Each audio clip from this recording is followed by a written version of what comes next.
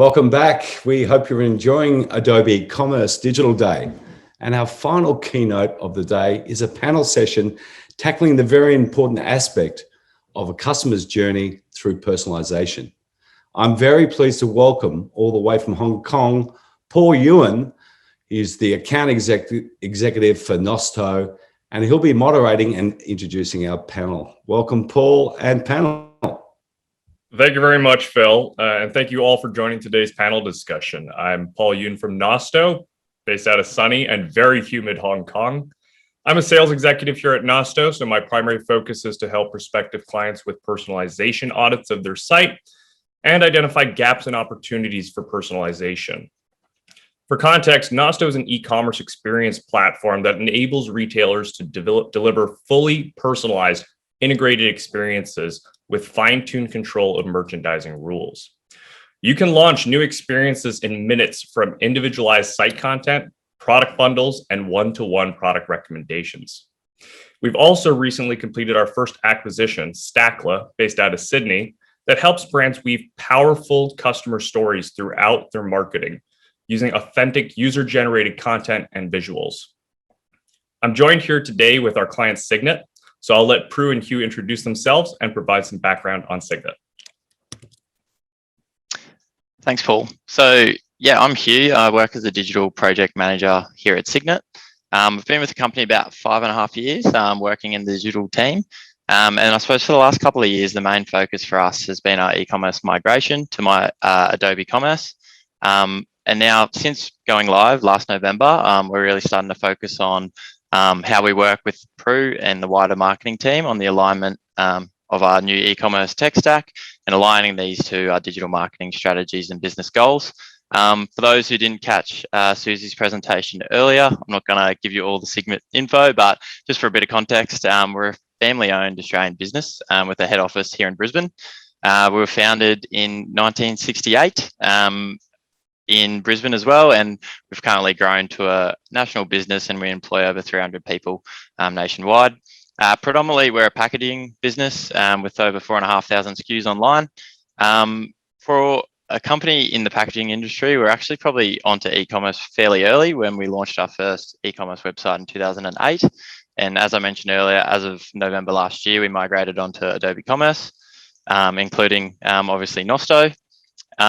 And currently through our digital channel, we make up about 16% of all overall invoices for the business. So I'll chuck over to Prue to talk a bit more about our marketing team. Thanks, Hugh. So I'm Prue and I'm the digital marketing manager here at Signet.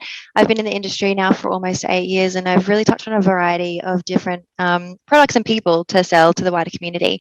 More specifically in the Signet team, where I've been for the last 1.5 years now. I lead and manage a group of amazing marketers who coordinate our organic and performance marketing. So everything from PPC to SEO, our social media, and as well as our email marketing. And I also work alongside our content team and specifically our senior content producer to amplify some of the customer success stories and thought leadership that we do as a business. And also some of the things that we do with regards to our webinar series called Unpack It, where we really like to dive into how our customers have found success by introducing sustainability and eco-friendly packaging into their supply chains. So you probably wouldn't have thought that packaging is the sexiest thing to sell online, and you wouldn't be wrong, and we agree with you. So about 3 to 4 years, we really switched it up and we decided that our marketing and our content as a business could really stand alone. And so we kind of decided we weren't really going to market ourselves as Signet anymore, but rather produce entertaining content and, emotion evoking content for our customer case studies and some unique brand ambassadorships like Air Guitar Australia and some of Australia's upcoming sporting stars. So we're definitely very unique in the way that we sell ourselves online, and we really love the way that we do it. Awesome. And question for Hugh. So Hugh, understanding your shoppers is important for any business, especially online where you can't interact face to face. Can you tell me more about how you segment your customers? Yeah, sure. So I suppose at a high level, the main key difference for us, obviously playing in the B2B space, is that we need to segment our customers based on department, or what we call as a corporate or enterprise business, or a small medium enterprise or SME. So a corporate or enterprise business really for us usually involves a tender process in the acquisition, and has the really sort of hardcore B2B functionality where they're looking for contracted pricing and they have sort of different SLA agreements that we have to meet. A couple of examples of our corporate customers would be someone like Woolworths or Nestle. So we sort of have to really fall in line with their order processing and fulfillment needs. And then sort of the other half of the database is the SME, which makes up the majority of our database. And this sort of ranges from anyone from like a small e-commerce mum and dad startup all the way up to some of Australia's largest online retailers like Mecca and Lush. So within SME, we obviously need to segment that even further. So we have what we call is like segmentation codes or spend band codes, where we sort of segment customers based on customer lifetime value. So we start, it pretty much goes yellow, bronze, silver, gold, platinum, and that's sort of done on an average annual spend. And we sort of tag customers based on where they fall into that. So I suppose from a database sort of perspective, the 80-20 rule really applies here. So like 80% of our revenue is made up by 20% of our customers, and sort of vice versa, where 80% of our customers make up 20% of the revenue on the smaller end. As I sort of mentioned before, we're a packaging company, so we really need to, but we also sell 4,500 products, not all of them being within packaging. So it's really important for us to understand which customers purchase in which product verticals. Main reason is because a packaging customer for us is really important, and they have the highest lifetime customer value. Because with packaging, it's a consumable product, and they're likely to probably order it month on month or on a regular cycle. Whereas some of our other more supplementary ranges, such as our safety and PPE, cleaning and janitorial, are more of an add-on product for customers that are already interacting with Signet and buying packaging. So that's another key one that we use, is sort of like product category affinity. And the last one, which is sort of done throughout the industry, is obviously new and returning user is super important for us, particularly in the B2B space, because if you think about an existing user in B2B, a lot of the time we have like a My Account set up where they might have saved items. They can view all their old orders, and reorder those items. So they really use the site more as an order processing rather than like a traditional e-commerce website. Whereas a sort of a new customer for us follows a more standard sort of e-commerce journey where, we do a lot of paid search, we do social campaigns that looking at acquiring new customers onto the site, and they sort of hit, say, our category listing pages, and we try to, I suppose, feed them through the funnel to ultimately get them to check out. So yeah, it's a little bit of a different flow between new and existing for us as well. Thank you for that insight, Hugh. Question for Prue. With the segments that Hugh just mentioned, what were some of the earliest actions to personalize on the site? Yeah, so one of the biggest things that was really important to us was actually starting that thought bubble for personalization really early on with the replatform that we did last year. So we actually decided to have Nosto become involved right back in the design phase, because we wanted to make sure that all of the placement opportunities that we'd hoped would exist actually did right from the get-go. So, are we going to have placement opportunities on a product page or in the cart section? Do we plan to involve content in what is normally a category page? And another big one for us was that our homepage has been built first and foremost from a content first approach. So absolutely everything on our homepage can be edited through a Nosto placement, and that gives us a lot of opportunity for a personalized experience, particularly from a content point of view. And then there are a few extra things that we thought, would we like the opportunity to change the structure of our menu? Should it be smaller? Should it be larger? Should we pull certain categories forward for different experiences when people drop onto our website? And again, do we want content crossover in more of a traditionally product-based area of the website? So that's really where we started. With regards to immediately using the segments on the platform, we actually loaded all of them in through the Nosto platform, which you can do. And we wanted to start monitoring the behavior on the new site as early as possible, just so that we could get kind of a stock standard idea of where they were and how they were using the website. And we found that obviously, as Hugh said, a bulk amount of the website visitors really fell into those smaller segments or smaller spend bands that we have.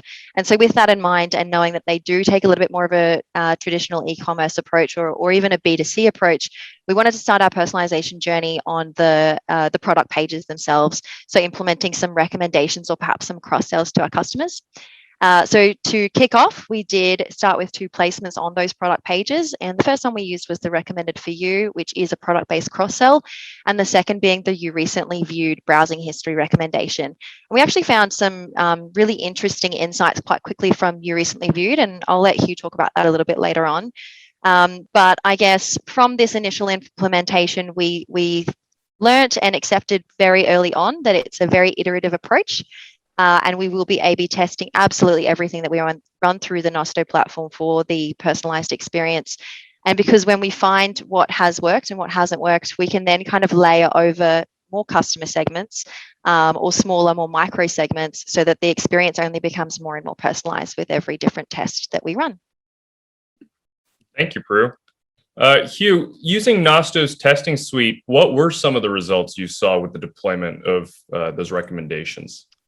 Yeah, so we've had some really awesome results come through so far. I think for us, the most exciting one so far has been of the cross-sells that we've done through Nosto, 70% of the time this has been a new item for the customer, which is huge for us because as we talk about when we onboarded Nosto and we talk with the Nosto guys, like one of our key metrics here was increased basket size and revenue per visit. And sort of to do that, for sort of our existing customers who are purchasing, like I said, consumable products, it really adds to their customer lifetime value if we can, add 1 or 2 extra products to their sort of product set that they're purchasing from us regularly. So that's been a huge one. I suppose the highest performing algorithm for us so far has actually been product-based cross-selling on the product pages.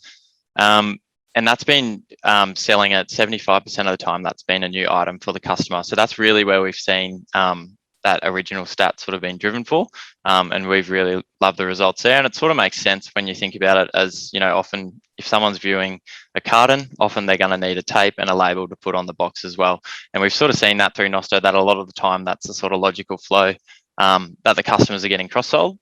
Prue mentioned it above, and an insight that we've got early on from our A/B testing is the recently viewed actually doesn't or hasn't worked as well for us as some of the other cross-selling algorithms. And we sort of think, I suppose, because we're a B2B and we're in an industry that's selling packaging, it's sort of had a much lower click-through rate of about 1%, and we sort of sit at about 2 to 2.3% for a lot of the other ones. But I think that the insight there is that when a customer's sort of searching for a carton or a roll of tape, if it's not fit for purpose, they're sort of moving on. It's a little bit different in sort of a B2C setting where, you might evaluate 6 or 7 different t-shirts before you end up buying the t-shirt because it's more of a sort of, more enjoyable purchase, I suppose, than a carton or a box where if it's not the right size and not the right color, you're sort of moving on straight away. So we found that hasn't quite been as successful for us, but something we obviously didn't know until we A/B tested it. And then at the moment, we're just running through some different A/B tests. So we've got product-based cross-selling is currently outperforming personalized recommendations. So mainly on click-through rate. So that's 2.36 is our click-through rate for product-based cross-selling, and it's 1.7 for personalized recommendations. But I think the main point here is what we really love about this feature within Nosto is the continuous traffic optimization. So for a bit of context, what that is as you're sort of A/B testing the 2 elements against each other, in order to protect against a significant drop-off in performance, Nosto will sort of allocate more traffic to the winning result as it becomes more obvious that that's going to be the higher probability of winning. So we really love it because we can sort of test a lot without really worrying about too much drop-off as you would maybe with a 50-50 split starting off with. Awesome. Thanks, Hugh. And so, Prue, in your own words, what was the process like to translate that segment data into an actionable change on the site? Yeah, well, I guess if we go back to one of the largest splits for us being a corporate enterprise customer in comparison to what we call a SME customer. And the product range can differ for them significantly, whether it's a custom product range or perhaps it needs to go on order or something of that nature. And so it was important to us that we didn't have them coming up in recommendation placements, because it's kind of defeating the purpose of a quick, easy decision to add an extra product to cart. So one of the first things that we did with the Nosto platform was we uploaded a blacklist of products that we just wanted to safeguard and didn't necessarily want recommended to our customers online. And then in addition to that, looking at the corporate segment as well, as Hugh said, being a tender process and having specialized prices against a number of products in the larger customer group, if we were showing them placements, it was incredibly important that they have their own prices pulled through as well.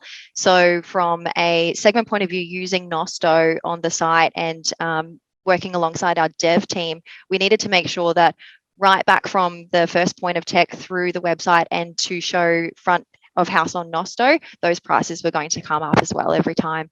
So that was a big one for us. And then if we look at more of a content point of view, we have the by account section, which is obviously a huge part of the website for both our existing customers and customers who are new and then transfer to becoming existing. That's where they're going to live and a lot of the time to finalize their orders.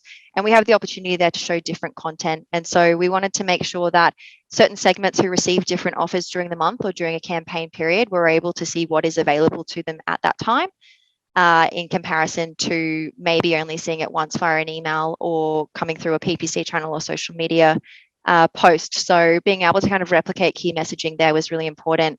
And it really opened up for a transition of our campaign segments being able to see messaging through our acquisition channels as well as on our website. And a big one of that would have been email. Awesome. And Prue, I understand, as you just mentioned, this translated to changes in your email marketing as well. Can you tell us more about that? Yeah, absolutely. So if we have a little bit of a think about all of the different spend bands that we have available to us in our customers and our segments, we have a lot of different behaviors with regards to who that email is getting to. So, you know, at any given time, say we're sending 20,000 emails out, perhaps we have one contact from that company getting the email who is a decision maker alone and they tend to do the full journey, or perhaps we're sending to 10 different contacts from one company, and decision makers fall along a whole different line. Some like to engage with our content, some like to engage with our offers, some perhaps don't open an email at all. So a big one for us was being able to take those segments who are going to be receiving the emails and then also implementing that online and specifically in my account, so that if one decision maker chooses to open the email but another doesn't and logs in online, they're both able to see the offers that are available to their company during the campaign period. And it was really helpful for us, and we saw an uplift in taking up our offers during campaign periods and implementing coupon codes and things of that nature. So that was really important. And then on the flip side of, you know, bringing the customer segment from email through to Nosto, we push data back through Nosto from our website to our email marketing, so that when we are sending to those, say, 20,000 people, we were able to implement the personalized product recommendation widget that Nosto provides into our email marketing platform, which is .digital. So we can have our, you know, cool designed email with a certain offer that is available at the time, but each individual recipient is actually getting a set of products that is an appropriate cross-sell for what they're currently purchasing, as opposed to us kind of having to make a generalized assumption as to what products would be best for that data set. So at both stages of that journey, we've really been able to implement some more personalized recommendations using the Nosto platform. Thank you very much, Prue. Just a quick observation. I noticed there are some questions, so we'll be trying to address those at the end, time permitting.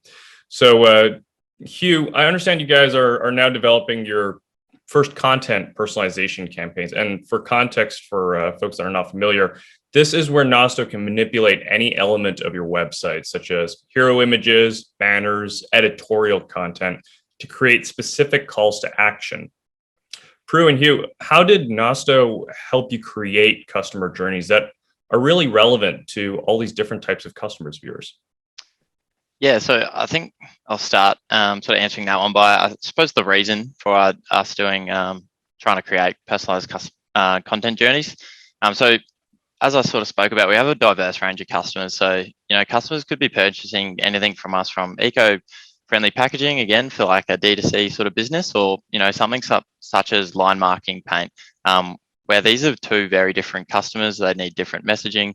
They're interested in different things. So it's, I suppose, very important for us, particularly from a customer acquisition phase, that when they land on the Signet website, we're giving them information that's relevant to the product that they're interested in, and also is in line with their interest, I suppose.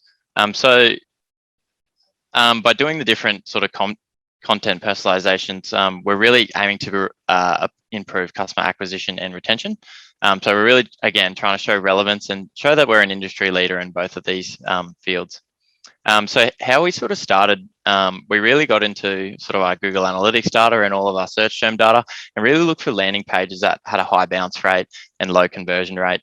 So how we sort of landed on the eco-friendly content personalization journey, is we saw that a lot of our eco-friendly search terms were getting quite a high bounce rate when they were hitting our site. So such as like sustainable packaging, green packaging, those sort of top of funnel sort of terms.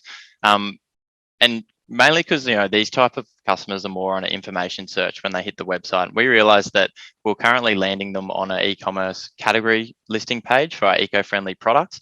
And we realized the need that we've got to present more sort of information to these customers as a sort of higher up the funnel in their information search. So sort of how we did this, we looked to create a segment, or we created a segment in Nosto basically, using any user who clicked on our eco-friendly ad campaign. So we use the UTM campaign tag from the URL to then create a segment in Nosto. So any user that clicked on that ad would then be dropped into the Nosto segment. And then once they hit the landing page, instead of the normal sort of e-commerce display, we then inserted sort of a banner which really directed users to our eco-friendly like information page. So it talks about why these products are eco-friendly, what's the criteria for them, what are our commitment to eco-friendly products. So it really talks about being biodegradable, compostable, recyclable, all those sort of terms. And then another one was we overtook one of the product listing sort of displays and created a content feature there, and we displayed one of our case studies about how we helped an online retailer go fully green throughout their packaging and also help them reduce waste. So it just gives I suppose a practical example of how, you know, these eco-friendly products can be used. And then once the customers actually dropped into that segment, we then, you know, once they're moving around the My Account area or the homepage, we're able to sort of customize the content placements, particularly on our homepage and also in our menu, around promoting, you know, other eco-friendly case studies or eco-friendly product ranges. And yeah, for us, this is our first one, as Paul mentioned, but we're really looking to use this as a bit of a pilot to see what works. And like we said, use an iterative approach to then roll this out across a heap of different category affinities. Thank you very much, Hugh. And I guess for Prue, in short, you know, what tips would you give to other Adobe Commerce retailers to create personalized experiences? Yeah, so Hugh and I had a good chat about this because we really wanted to reflect on what worked for us and what didn't, so that, you know, people might have an easier start to personalization. And the first thing that we both agreed on was that you really have to know what metrics you're trying to move for your business. So we've spoken about it quite a bit. For Signet, it was, you know, customer value or basket size and that new customer acquisition. Those were the two key statistics that we were trying to move the needle on. And so we always make sure that everything comes back to those. Whereas for other businesses, it might be something else. So starting with what metrics you're trying to move. And then with regards to those metrics, like what is actually the data that needs to be present to analyze the behavior in line with those metrics, and put it in place as soon as you possibly can.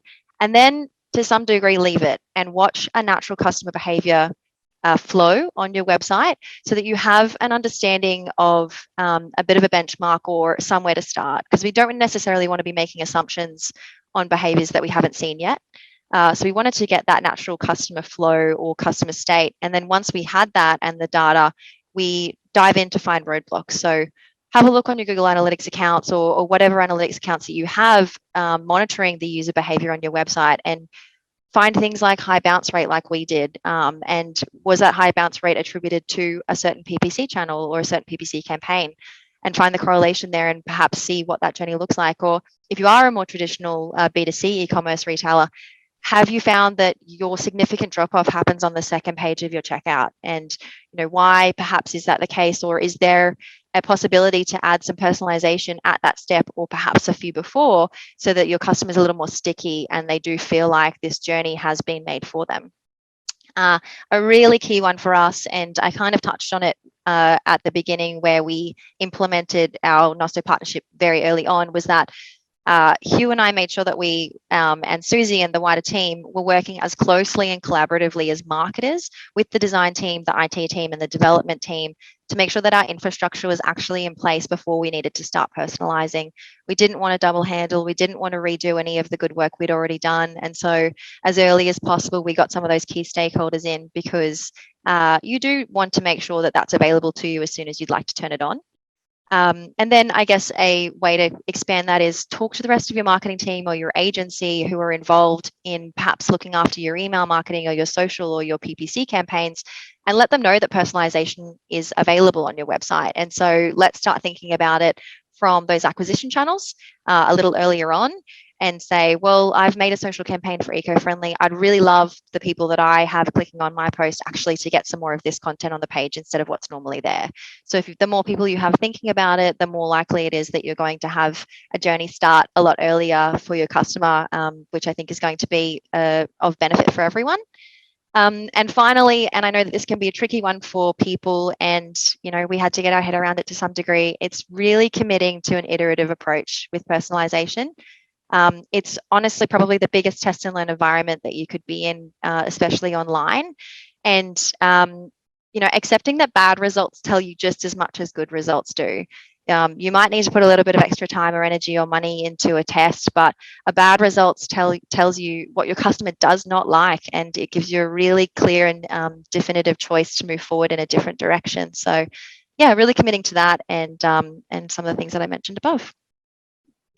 Thank you very much for that insights, Prue and Hugh. I understand we have one question in here, so this might be a little bit more focused for folks like, maybe a little bit more focused in the product or maybe the logistics and operation. But the question was from Mira Kim. How do you analyze your customers' purchase cycles to make sure you are not overstocking your inventories?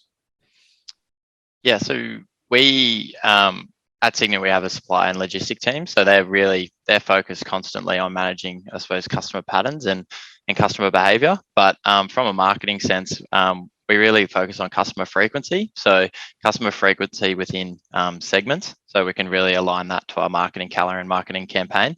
But in terms of sort of inventory control and warehouse, that's sort of out of me and Prue's sort of warehouse, and that's more to do with our supply team, and they have a few different software platforms that they use to make sure that the warehouse and inventory is at the appropriate level, and we're sort of at an appropriate level of stock.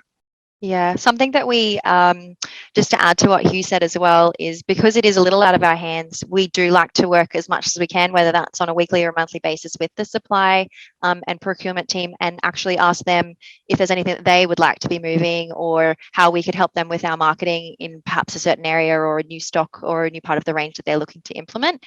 And maybe we can get some extra messaging out to our customers that month, or have a look for a segment that perhaps would be interested in that product range that is coming in, and start communicating that earlier on. So we do try to collaboratively work with them as well, from their end back to us, to kind of communicate any changes in stock ranges as well, or help with movement. Awesome, thank you. And Mira, hopefully that answered your questions. We're willing to take a couple more because I believe we've got about 3 or 4 minutes. Again, I'd love to hear your thoughts so far about working with Nosto, as in, how the team or your account manager might actually be. Yeah, I'll jump in. I'll give a shout out to our account manager first. She's fantastic. Her name is Alice, and she's really, really smart in being able to. We come to her with an idea of what we'd like to implement, and she's always got that idea plus some. So it's really helpful to have an expert on the other end of the platform help us to even think more outside the box than we already were. And there's been a number of features that we hadn't necessarily thought of using just yet that she's been able to open up and implement for us. And also, just like on the most basic level, it's a really intuitive platform and it's really easy to use. We have a lot of tech stack that we've implemented over the last 12 months, and it's honestly one of the best ones, and it's really fun.